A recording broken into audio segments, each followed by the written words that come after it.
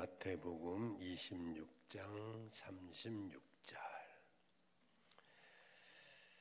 마태복음 26장 36절 그래서 46절까지 보겠습니다. 마태복음 26장 36절. 이에 예수께서 제자들과 함께 겟세마네라 하는 곳에 이르러 제자들에게 이르시되 내가 저기 가서 기도할 동안에 너희는 여기 앉아 있으라 하시고 베드로와 세베대의 두 아들을 데리고 가실새 고민하고 슬퍼하사 이에 말씀하시되 내가 내 마음이 심히 고민하여 죽게 되었으니 너희는 여기 머물러 나와 함께 깨어 있으라 하시고 조금 나아가사 얼굴을 땅에 대시고 엎드려 기도하여 가라사대 내 아버지여 만일 할만하시거든 이 잔을 내게서 지나가게 하옵소서. 그러나 나의 원대로 마옵시고 아버지의 원대로 하옵소서 하시고 제자들에게 오사 그 자는 것을 보시고 베드로에게 말씀하시되 너희가 나와 함께 한시 동안도 이렇게 깨어 있을 수 없더냐. 시험에 들지 않게 깨어 있어 기도하라. 마음에는 원이로되 육신이 약하도다 하시고 다시 두 번째 나아가 기도하여 가라사대 내 아버지여 만일 내가 마시지 않고는 이 잔이 내게서 지나갈 수 없거든 아버지 원대로 되기를 원하나이다 하시고 다시 오사 보신적 저희가 자니 이는 저희 눈이 피곤함이러라. 또 저희를 두시고 나아가 세 번째 동일한 말씀으로 기도하신 후 이에 제자들에게 오사 이르시되 이제는 자고 쉬라. 보라 때가 가까웠으니 인자가 죄인의 손에 팔리우느니라. 일어나라 함께 가자. 보라 나를 파는 자가 가까이 왔느니라. 아멘. 오직 예수님밖에 없습니다. 오늘 본문 읽어드린 말씀은 이 예수님의 생애 마지막 주간인 이 고난주간 목요일 저녁에 일어난 사건을 기록하고 있습니다. 예수님이 잡히시던 그 밤에 예수님은 최후의 만찬 즉 성찬 예식을 제정하시고 감람산으로 올라가셨습니다. 뭐하러 가셨을까요? 기도하러 가셨습니다. 예수님이 오늘 이렇게 말씀합니다. 제자들에게 내 마음이 심히 괴로워 죽을 지경이다. 이 말씀을 하시는데 예수님의 고통이 얼마나 크신지 우리가 짐작할 수 있습니다. 물론 사람들은 아니 뭐 예수님이 무슨 죽을 정도 고통이 있을까? 목사인 내가 혹시 요새 나 괴로워 죽겠어 이러면 우리 목사님도 고민이 많으신가 보다 하고 같이 공감을 할까요? 아니면 이거 목사가 고민을 하면 돼요? 그럴까요? 우리 예수님도 고민이 되어서 죽을 지경이다 라고 말씀하고 계셔요. 그러면서 이제 조금 떨어진 곳으로 제자들과 조금 떨어진 곳으로 가셔서 이렇게 기도하십니다.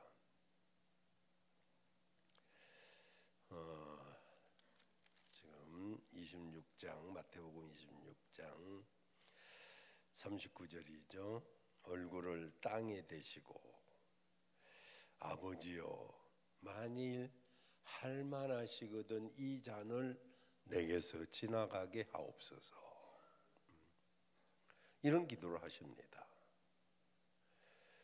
그러나 예수님은 곧 하나님의 뜻을 위해서 기도합니다. 그러나 내 원대로 마옵시고 아버지 원대로 하옵소서. 그렇게 간절하게 기도하신 뒤에 제자들에게 와보니 제자들은 골아 떨어졌습니다. 예수님은 얼마나 고통스럽고 그리고 외롭고 고독했습니다. 그래서 그들에게 다시 한번 너희가 나와 어째 한시 동안도 깨어 있을 수 없느냐 하시고 시험에 들지 않게 기도하라고 오늘 40절에 41절에 말씀하고 있죠. 그리고 다시 와보니 제자들이 아까처럼 또 다 자고 있습니다. 얼마나 기가 막힐까요? 그들은 한시도 예수님과 함께 깨어있지 못했습니다. 여기서 우리는 제자들이 왜 한시도 깨어있지 못했을까? 그 이유를 알아야 우리도 그들처럼 실수하지 않겠죠. 왜 그들이 주님을 위해서 깨어있지 못했을까요? 물론 피곤해서 그럴 수도 있죠. 근데 좀 더 깊이 보면 예수님의 고민이 자신들의 고민이 아니기 때문입니다. 예수님의 고민이 내 고민이 되지 못했어요. 그러니까 예수님의 고민과 우리의 고민이 다르기 때문에, 그리고 그들은 예수님의 삶의 목적과 자신들의 삶의 목적이 달랐기 때문에,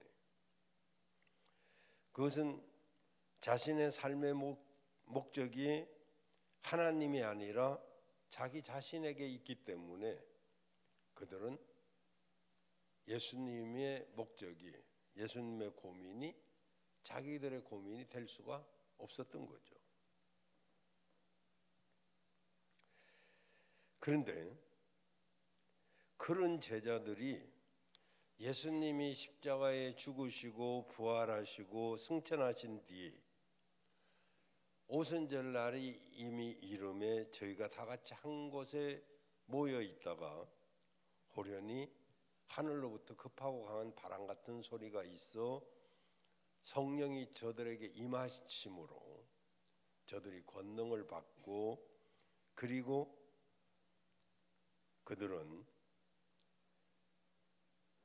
삶의 목적이 달라집니다. 다시 말하면 삶의 목적이 분명해졌어요.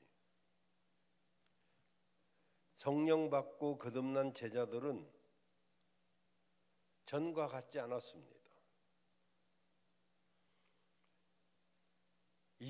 이제 더 이상 자신들을 위해서 살지 않았습니다. 누가 더 높으냐 경쟁하지 않았습니다. 주를 위해서 살았죠. 복음을 위해서 살았습니다. 아니, 주를 위하여 복음을 위하여 사는 것이 아니라 주의 복음을 위해서 죽었습니다. 여러분, 참 삶이란 역설적이죠. 저들은 죽음으로 살았습니다. 죽음으로 비로소 잘 사는 사람이 되었습니다. 죽었다는 것은 삶의 목적이 바뀌었다는 것을 의미합니다. 선악과를 따먹음으로 자신이 자신의 삶의 주인이었던 것을 버려버렸다는 것을 말합니다. 그리고 진정한 삶의 목적을 되찾았다는 것을 말하죠. 오늘 다시 돌아와서 제자들을 다시 보면 이제 주님이 그들의 기도를 촉구하다가 포기하시고 다시 세 번째 하나님께 간절하게 기도하신 후에 이런 말씀을 하십니다. 일어나 함께 가자. 나를 파는 자가 가까이 왔느니라. 46절에 여기서 우리는 그 상황을 이렇게 짧게 한번 살펴볼 필요가 있죠. 나누어서 먼저 십자가를 앞에 두고 예수님은 겟세마네 동산으로 기도하러 올라가셨습니다. 36절에 여기 겟세마네 동산은 이제 예루살렘 동쪽으로부터 한 1km 정도 떨어진 조그마한 이제 산 중턱쯤에 조그마한 동산인데, 이것은 이제 기름 짜는 곳이라고 하는 뜻입니다. 겟세마네가. 여기는 이제 감람산이고, 감람산 거기에는 올리브 나무가 많아서 올리브 기름을 이제 여기에 틀에 넣어서 많이 짰기 때문에, 그래서 그런 배경을 가지고 겟세마네라는 이름을 가지고 있습니다. 그 동산에서 예수님이 땀을 짜고 눈물을 짜고 피를 짜는 그런 기도를 하셨습니다. 사람들은 기름을 짜는 곳인데 겟세마네는, 그래서 그러니까 예수님은 땀이 변하여 피가 될 만큼 그렇게 기도를 하십니다. 이것을 기념하기 위해서 지금 그곳에는 땀 흘린 교회라는 이름의 교회가 세워져 있습니다. 조그마한 교회인데요. 여기 겟세마네 동산에서 예수님은 습관을 쫓아서 기도하셨죠. 누가복음 22장 39절에 보면 예수께서 나가사 습관을 쫓아 감람산에 가심에 제자들도 쫓았더니 그러죠. 그러니까 예수님께서 습관을 쫓아서 감람산에 가셨고 제자들도 그곳에 같이 갔다는 것입니다. 그리고 가룟 유다도 그곳에서 예수님이 기도하는 것을 요한복음 18장 2절 이하에 보면 알고 있었다고 그래요. 여러분, 습관이라는 게 굉장히 중요합니다. 좋은 습관은 그 사람을 좋은 사람으로, 행복한 사람으로 만들지만 나쁜 습관은 그 사람을 망하게 만듭니다. 그래서 이 좋은 습관을 갖는다는 게 얼마나 중요한지. 근데 이 좋은 습관이 되기가 어려워요. 나쁜 습관은 순식간에 몸에 딱 익혀버리는데, 이 코로나로 인해서 얼마나 나쁜 습관들이 생겼는지는 뭐 한눈에 보면 다 알죠. 2차 세계대전 중에 적의 병영 가까이 가는 그 숲에 몰래 들어가는 한 병사가 잡혔습니다. 영국 병사인데 그는 즉시 상관에게 보고가 되었고 적과 내통했다는 그런 제목으로 기소가 되었습니다. 근데 그가 나는 조국을 사랑한다. 난 적과 내통할 사람이 아니다. 그럼 왜 적 병영이 가까운 숲속으로 들어갔냐? 그랬더니 이 병사는 나 기도하러 들어갔다. 그래? 그러면 당장 기도해봐라. 장교가 명령을 하니까 그 병사가 그 자리에서 무릎을 꿇고 기도하는데 정말 믿음으로 확신 있게 그렇게 부르짖어 기도를 합니다. 그 모습을 보고 장교가 가도 좋다. 네 말을 믿겠다. 평소에 기도하지 않는 사람이 이렇게 기도를 잘할 수는 없지. 그래서 누명을 벗었다는 것입니다. 평소에 기도하지 않는 사람은 실제로 기도가 필요할 때 기도하지 않습니다. 왜? 습관이 안 됐는데. 다윗도 기도의 사람이죠. 그도 아침, 정오, 저녁 기도하는 습관이 몸에 배어 있던 사람입니다. 다니엘도 하루에 3번씩 예루살렘을 향하여 기도를 하는 습관이 있었고, 베드로 요한도 제9시 기도 시간에 성전으로 기도하러 올라가던 습관이 있었고, 그리고 여기 본문에 우리 주님도 습관화된 그런 기도를 하시는 모습을 볼 수가 있습니다. 여러분, 우리도 기도의 습관이 있기를 바라요. 규칙적인 기도 중에 대표적인 것이 새벽 기도입니다. 우리나라는 세계적으로 새벽 기도가 유명한 나라죠. 우리 민족은 새벽을 좋아하는 민족입니다. 새벽에 일어나서 하루를 시작하는 사람하고 밤새도록 일을 하고 낮에 자는 사람하고는 전혀 생체 리듬도 틀리고 활동도 틀립니다.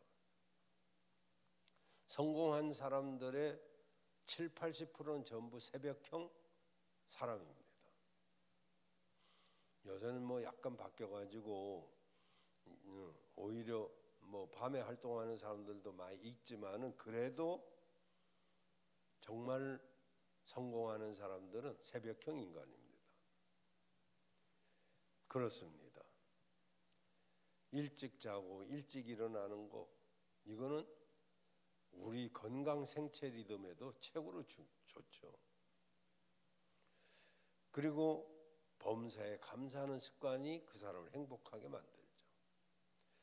기도하는 것이 습관이 돼야 되고, 감사하는 게 습관이 돼야 되고, 그리고 성경을 읽는 것, 만약에 눈이 침침해서 못 읽으면 듣기라도, 그래서 계시록 1장 3절에 보면 하나님의 말씀은 읽는 자도 복이 있고 듣는 자도 복이 있고 그 가운데 기록한 것을 지키는 자들 복이 있고, 성경은요 읽지 못하면 듣기라도 해야 되죠.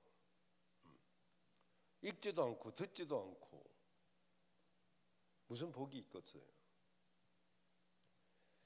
이렇게 감사하는 습관, 기도하는 습관, 찬양하는 습관, 정말 다른 사람을 위해서 축복하는 습관, 또 주의 일에 힘쓰는 습관, 주의를 지키는 습관, 예배 시간을 지키는 습관, 이런 것들이 습관화가 되지 않으면 한 번 빠지고 두 번 빠지고 뭐 자꾸 빠지고, 나중에는 믿음조차도 저 사람이 과거에 정말 열심히 믿었던 사람인가 싶을 정도로 해롱해롱 하는 사람이 얼마나 많은지.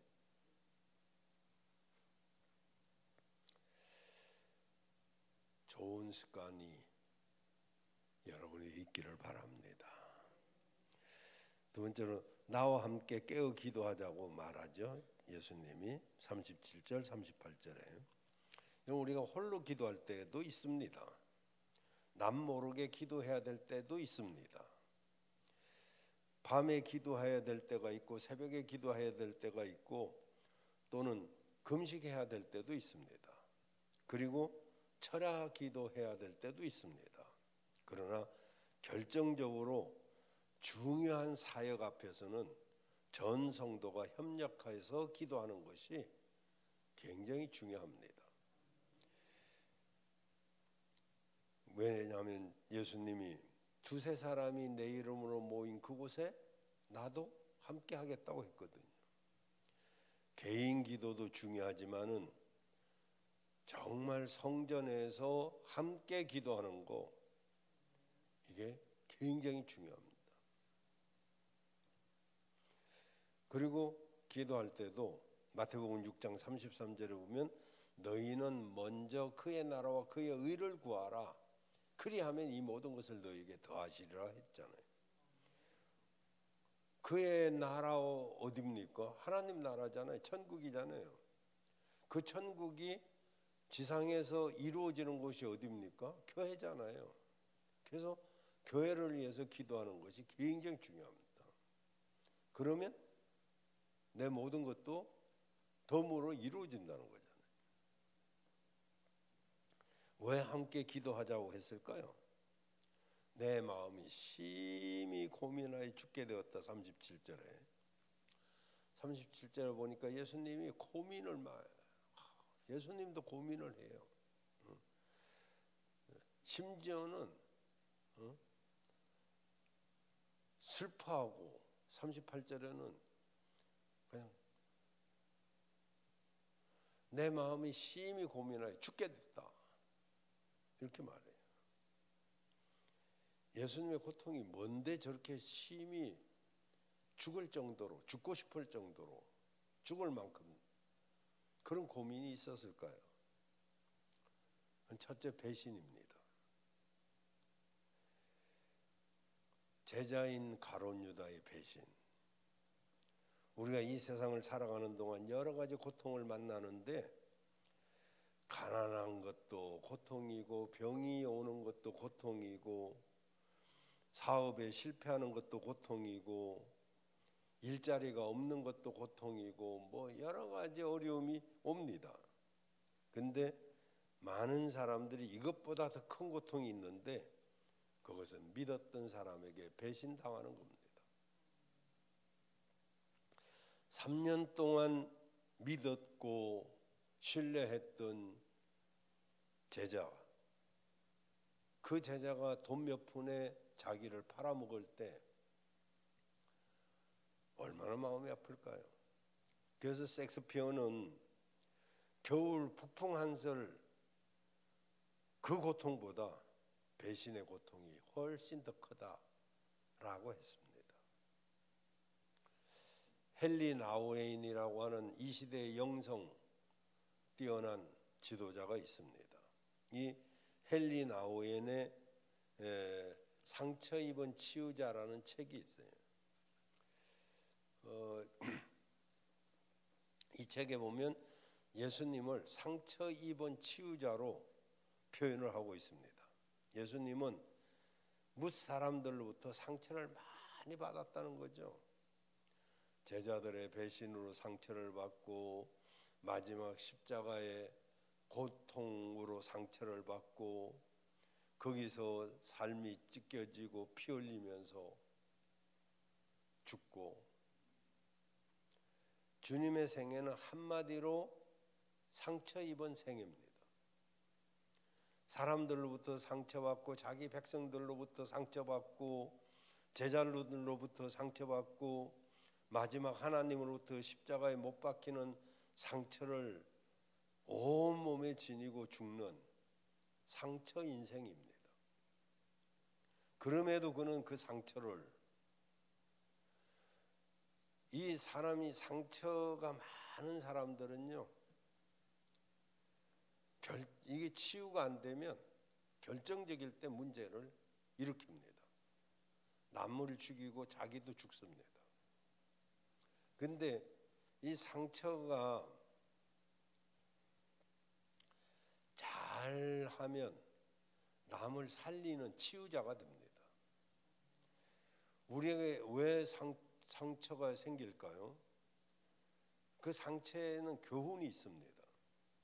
예수를 믿는 사람들도 이 세상을 살아갈 때 상처받을 수 있죠. 그러나 상처받은 것 때문에 다른 사람을 공격하거나 그리고 원망해서는 안 됩니다. 내가 받은 상처는 다른 사람을 치유하라고 하는 사명이 있기 때문에 그래요. 그는 우리가 어떤 상처를 받으면 받은 만큼 상처받은 다른 사람을 치유할 수 있다라고 그 책에 그렇게 쓰고 있습니다.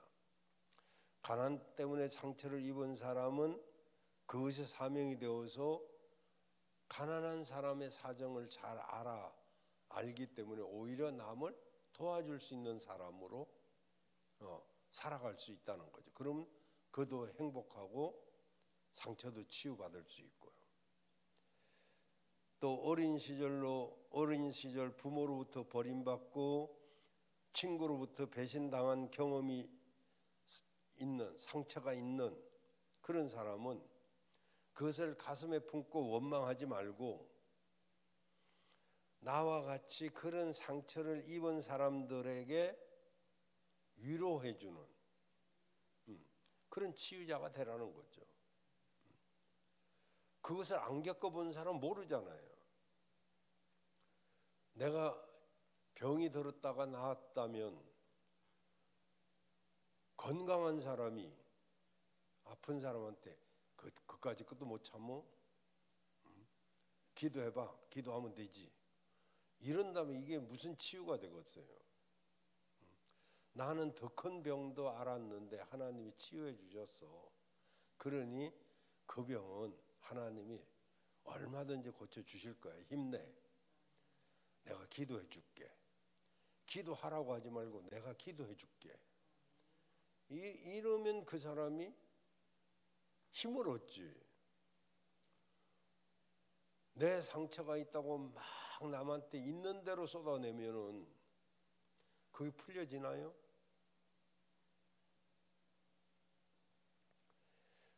그래서 내가 병들었던 경험, 내가 가난했던 경험, 내가 배신당했던 경험, 내가 아팠던 경험, 이런 것들이 상처로 남아서 나도 죽고 남도 죽을 수도 있지만 그것을 치유자로 하나님이 우리에게 경험으로 주셨다면 그것을 통해서 많은 사람을, 아니 나와 똑같은 어떤 일을 겪은 사람에게 굉장한 힘을 줄 수 있고 살리는 사람이 될 수 있다는 거죠. 상처 입은 치유자, 상처가 없는 치유자가 아닙니다. 똑같은 상처가 있지만은 그것을 이겨냈을 때 그때 다른 사람을 치유할 수 있다는 거죠. 바로 예수님이 그런 분이란 거죠. 그리고 예수님의 고통은 첫 번째는 배신이지만 두 번째는 고독입니다. 외로움에서 오는 고통. 오늘 본문에 보니까 그렇게 믿었던 수제자들이 함께 기도하고 그렇게 당부했지만은 다 잡니다. 십자가의 길이란 외로운 길이죠. 뭘 알아주는 사람 같이 있지만은 결정적일 때는 몰라줍니다. 사람이란 그렇습니다. 56절에 보니까 제자들이 다 예수를 버리고 도망하니라 라고 썼습니다. 다 버리고 떠났으니 얼마나 이 세상에 나 혼자 덩그러니 놓여있다 이런 생각이 든다면 얼마나 힘들까요? 천지를 돌아봐도 나 혼자밖에 없는 것 같은 그 고통, 바로 예수님이 그런 고통을 겪었다 이 말이죠. 그 다음에 십자가의 고통, 배신의 고통, 고독의 외로움의 고통, 십자가의 고통. 이 십자가는 파샤 제국에서 나온 건데요. 이 사람들은 올무스라고 하는 우상을 섬기는 나라인데 파사는 페르시아죠. 그건 땅의 신입니다. 이 땅의 신인데 죄인의 피가 묻으면 땅의 신이 노한다고 해가지고 그 장대에다가 사람을 매달아서 피가 땅에 안 떨어지고 그 위에서 죽도록 했던 것이 이 십자가의 원래 이제 생긴 유래가 되겠죠. 그래서 로마 사람들은 로마인들에게는 절대적으로 십자가형을 처하지 않습니다. 그러니까 십자가형은 그 당시 최고의 저주의 사형틀입니다. 근데 하나님의 아들이신 예수님이 바로 저주의 십자가를 지셨다? 이건 보통 고통이 아니죠. 그 다음에 이런 육체적인 고통, 정신적인 고통도 크지만은 예수님에겐 더한 고통이 있었는데 그것은 바로 하나님으로부터 철저하게 버림받았다는 거죠. 엘리 엘리 라마 사박다니, 하나님이여 하나님이 어찌하여 나를 버리시나이까. 내가 버림받았다는 거, 그거만큼 큰 고통이 어디 있겠어요. 그 예수님은 배신의 고통, 외로움의 고통, 십자가의 고통, 하나님으로부터 버림받는 고통, 이런 고통, 견딜 수 없는 고통이죠. 그러니까 38절에 내 마음이 심히 고민하여 죽게 되었다, 그렇게 말하고 있는 거죠. 세 번째로 주님의 기도의 결론은 나의 원대로 마옵시고 아버지 원대로 하옵소서. 39절에 예수님은 이제 평소에 새벽에도 기도하시고 밤에도 기도하시고 특별한 일이 있을 때는 더욱 간절히 기도하시고, 말하자면 예수님의 기도 생활은 평소 기도와 특별 기도 두 가지입니다. 예수님의 특별 기도 중 하나가 오늘 겟세마네 기도죠. 그런데 우리가 놓치지 말아야 할 것은 예수님의 특별 기도는 평소 기도와 연장선에 있다는 거죠. 아까도 말씀드렸죠. 평소에 기도하던 사람이 특별한 기도도 하는 거지, 평소에 기도하지 않던 사람은 특별 기도도 못합니다. 하려고 해도 기도가 안 나옵니다. 기도가 내가 하고 싶다고 하는 게 아니더란 말이죠. 물론 내가 하려고 해야 되지만, 그러니까 평소 기도 습관이 기초돼 가지고 특별 기도를 할 때 그때서야 놀라운 체험을 할 수가 있죠. 그러니까 내 기도가 응답이 안 되는 것은 평소 기도가 없었다는 이야기예요. 평소 기도를 통해서 특별 기도까지 하면 기도 응답은 반드시 받을 수 있죠. 이게 확실해야 됩니다. 예수님 보세요. 누가복음 22장 44절에 보면 예수님 어떻게 기도했냐면 3단계로 기도합니다. 예수께서 힘쓰고 애쓰고 더욱 간절히, 힘써 기도하고 애써 기도하고 더욱 간절히 기도하니까 땀이 땅에 떨어지는 핏방울 같이 되는데, 이렇게 기도하니까 천사가 와서 예수님을 돕습니다. 기도를 어디에. 그러니까 예수님의 기도는 놀라운 응답을 받게 됐죠. 누가 사람 중에 이런 기도한 사람이 있습니까? 야곱입니다. 야곱이 약복강가에서 이런 기도를 했죠. 창세기 32장 32절에 보면 야곱이 홀로 남아 어떤 사람과 날이 새도록 씨름을 했다. 여기서는 기도를 씨름으로. 이게 무슨 말이냐면, 여러분 씨름 선수가 상대방을 넘어뜨리려고 하면 그야말로 젖먹던 힘까지 다 써야 됩니다. 덜배치기라든지 뭐 여러 가지 기술이 있습니다만은 땀을 짜고 눈물을 짜고 피를 짜는 그런 그 덜배지기, 그 힘써서 하는, 바짝 힘써서 하는 그걸 야곱이 했다는 거죠. 그랬더니 어떻게 됩니까?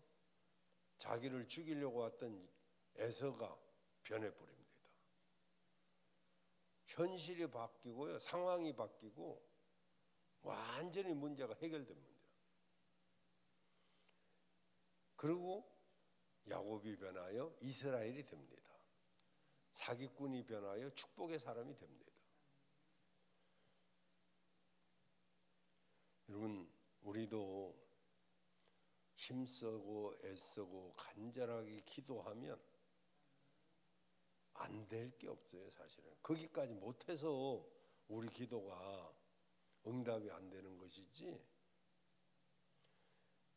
물론 그러지 않아도 하나님이 마치 자식이 때를 쓰면 져주는 것처럼 져주시니까 이제 뭐 그렇게 안 해도 뭐 응답받기도 하고 합니다만, 그거는 하나님의 사랑이지 일반적인 건 아니죠.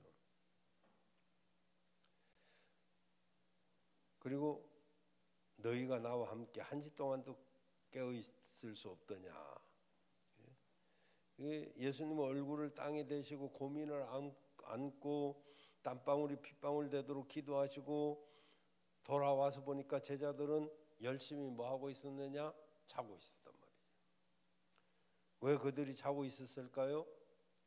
피곤함과 나태함 때문에요. 예수님의 고민이 자기들의 고민이 아니었었어요. 나태함은요, 우리를 망칩니다. 어떤 나태함이 어떤 개인에게 가면 그 개인 인생이 망칩니다. 가정이 망칩니다. 가족 구성원들이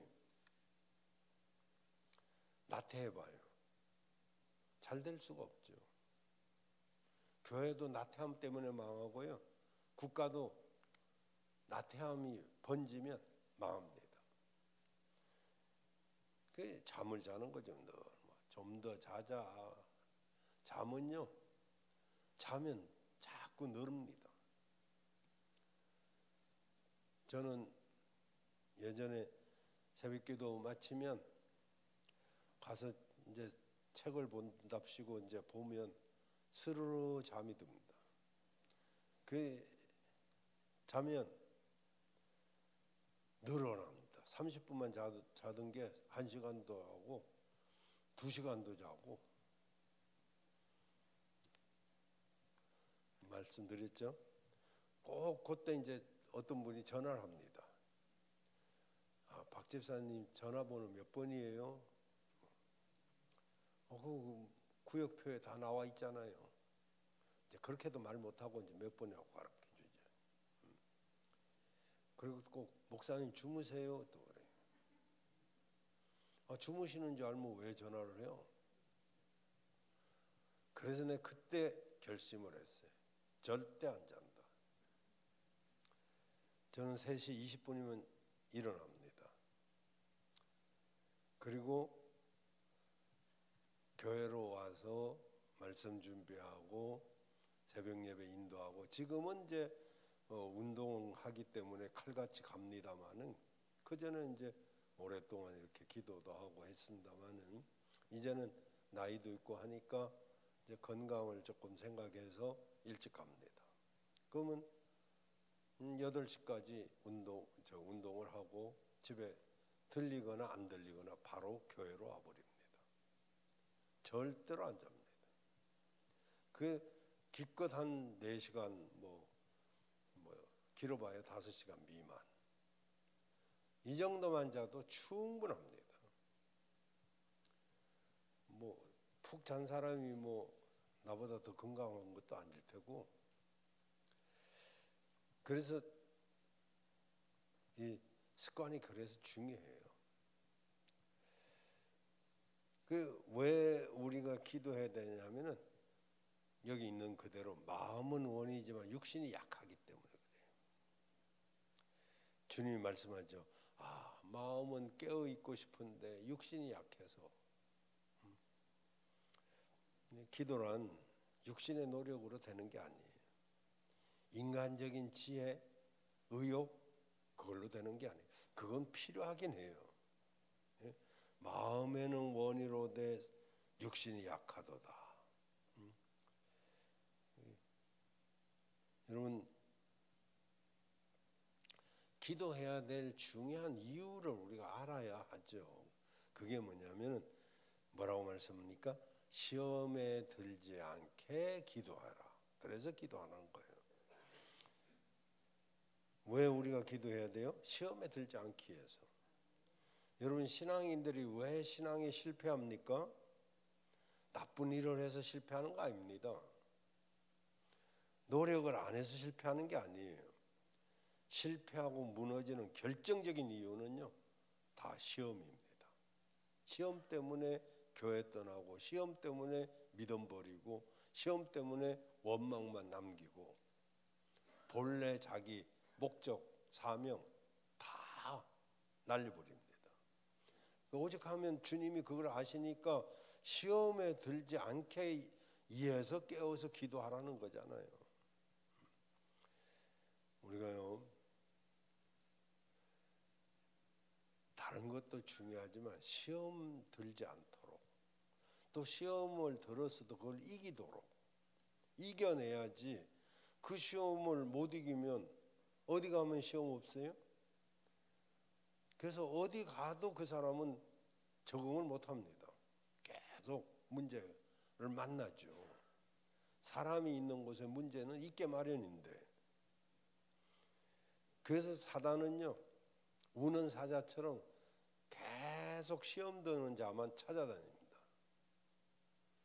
그래서 우리가요, 시험에 들지 않게 기도해야 되고요, 늘 관계를 잘해야 돼요. 관계가 행복입니다, 여러분. 그죠? 가족이 관계가 좋으면요, 가정이 행복하죠. 교회도요, 성도와 성도가 관계가 좋고 목사와 성도가 관계가 좋으면 신앙생활이 행복합니다. 근데 관계가 안 좋으면 어디 가도 힘들어요.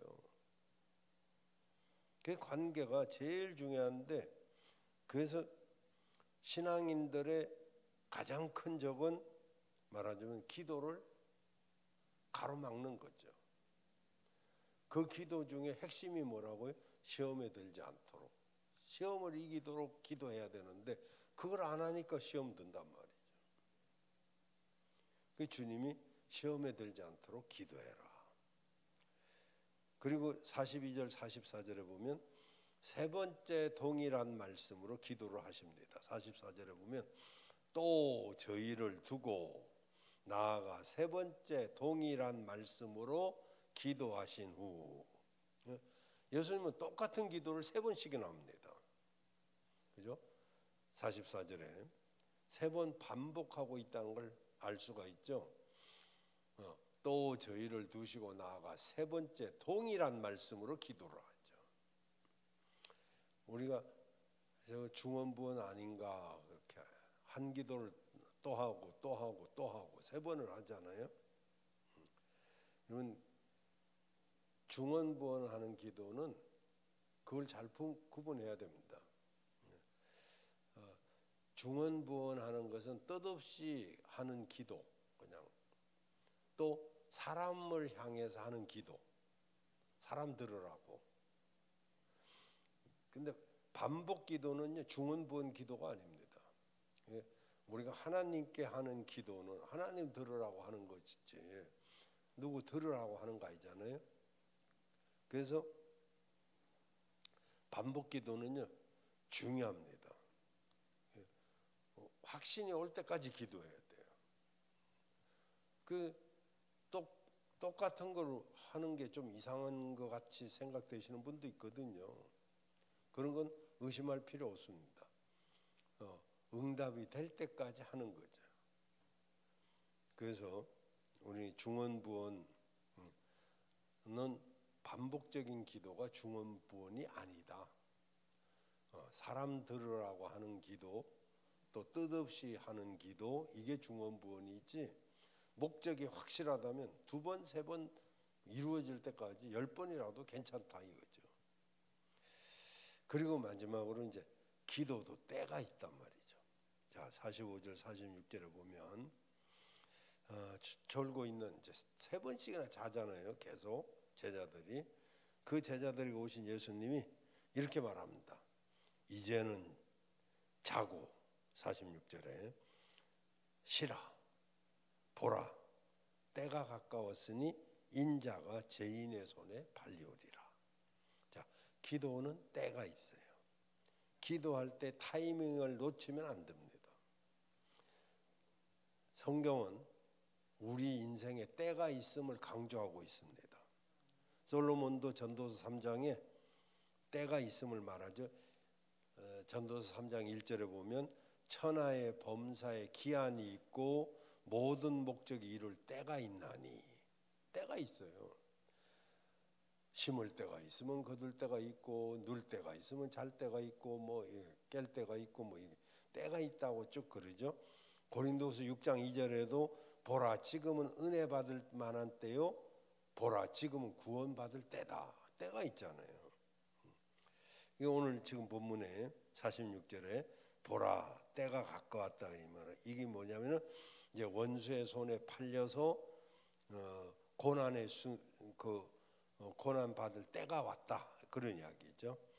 그러니까 벌써 등불을 들고 기도는 시내를 이제 걸어서 이제 가룟 유다의 인도를 받아가지고 자기를 잡으려고 접근하고 있는 로마 군병들, 그 험악한 발자국 소리를 벌써 아시는 거죠. 인자가 죄인의 손에 팔릴 것이다 이렇게 예언을 하시죠. 그렇습니다. 이제 예수님이 땀방울이 변화해서 핏방울이 되도록 기도하신 그 동산에 네 종류의 사람들이 있습니다. 자, 먼저 칼하고 몽둥이를 들고 의인을 예수님을 잡으려고 오는 그 로마 군병들과 이제 악한 무리들이 있고요. 두 번째로는 예수님을 팔은 제자 가룟 유다가 있고요. 정말 그만큼 많은 사람들 중에 고르고 뽑은 제자 아닙니까?